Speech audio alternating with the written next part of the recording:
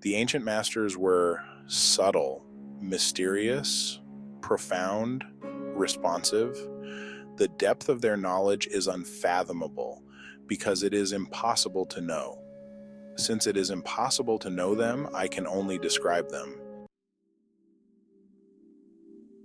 They were cautious, as if crossing a frozen stream. Alert, like people aware of danger. Courteous, like a visiting guest. Fluid, like melting ice. Shapeable, like a block of wood. Receptive, like a valley. Clear, like a glass of water. Do you have the patience to wait until your mud settles and the water is clear? Can you remain unmoving until the right action arises by itself? The master doesn't seek fulfillment.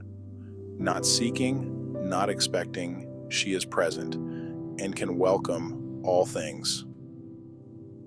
Chapter 15 of the Tao Te Ching invites us into a deeper reflection on wisdom and how it manifests in those who walk the path of the Tao.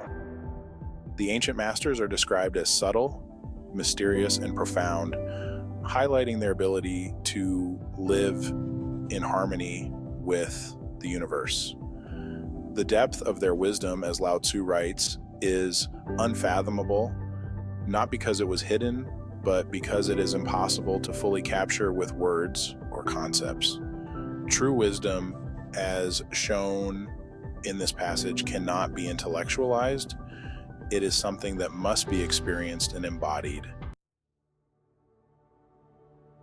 Lao Tzu tells us they were cautious, as if crossing a frozen stream.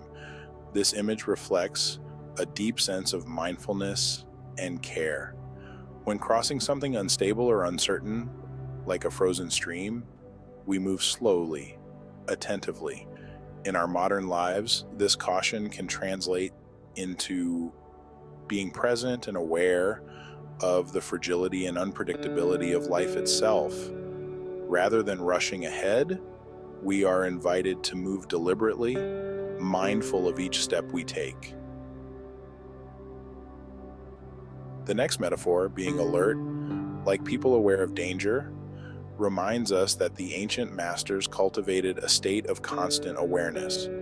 This is not the kind of vigilance rooted in fear, but rather a clear, focused mind attuned to the present moment and the subtle energies around them. In mindfulness practice, this alertness is key. It allows us to notice the small details of life that we might otherwise overlook. When we are fully present, we can respond to life's challenges with clarity rather than reactivity. Lao Tzu goes on to describe the masters as courteous, like a visiting guest. This image emphasizes humility and respect for others. In their wisdom, the masters treated life and others with the same care and respect as a guest would treat a host. They did not impose themselves or force their way. They moved gracefully and with reverence. This is a powerful reminder for us to approach life and the people we encounter with the same sense of honor and respect. When we treat others with genuine courtesy and kindness, we align ourselves with the flow of the Tao. One of the most poignant images in this chapter is the idea of being fluid, like melting ice. This speaks to the value of flexibility and adaptability. The ancient masters, like melting ice, were able to flow and change with life. They were not rigid or resistant to transformation. This fluidity is essential in our spiritual journey. Just as ice transforms into water, we are constantly changing, growing, and evolving. The wisdom here is that by remaining adaptable and open, we can move through life with ease rather than struggle against it. Then, the text describes the masters as shapeable, like a block of wood, a metaphor that points to the state of being uncarved, unformed, and full of potential. Like a block of wood that can be shaped into countless forms, the ancient masters We're open and receptive, not bound by preconceived notions or fixed identities. In our own lives, this speaks to the importance of letting go of rigid definitions of ourselves. When we remain open and unshaped by external pressures, we maintain our innate potential and flexibility, allowing life to sculpt us in a way that aligns with our true nature. The final metaphor in this series, receptive, like a valley, speaks to the quality of openness and humility. A valley is low, yet it gathers all the waters flowing into it. Similarly, the wise are not elevated above others, but humble, open, and able to receive the fullness of life. In spiritual practice, this reminds us of the importance of being open to all experiences, the pleasant and the challenging without judgment. The valley doesn't discriminate between the waters it receives. It accepts all with equal grace.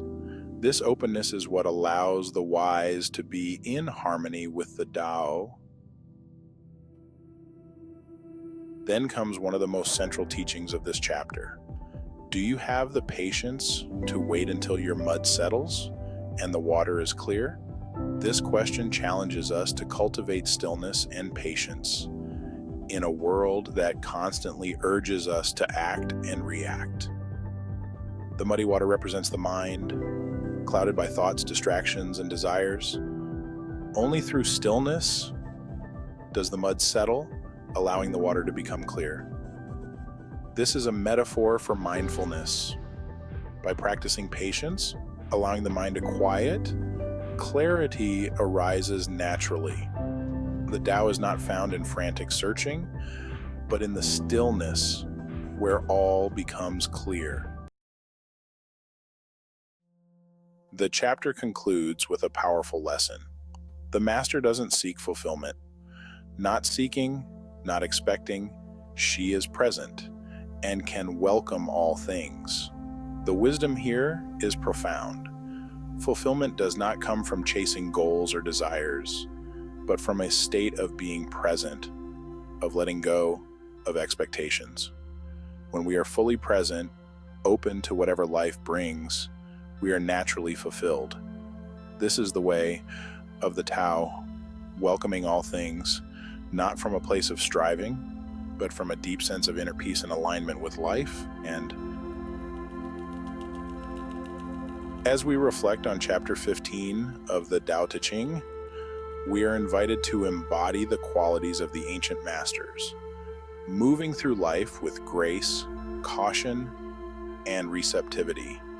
These masters lived with deep awareness and flexibility, flowing with the changes of life rather than resisting them. Can you bring the same fluidity into your own life? Can you be patient, allowing your mind to settle until clarity arises on its own? Consider how you approach fulfillment. Do you chase it, or can you welcome it by being fully present, open to whatever life offers you in this moment? The teachings of the Tao encourage us to trust the flow of life, to release expectations, and to embrace the mystery of the unfolding present. In doing so, we open ourselves to the deep wisdom that resides within us all.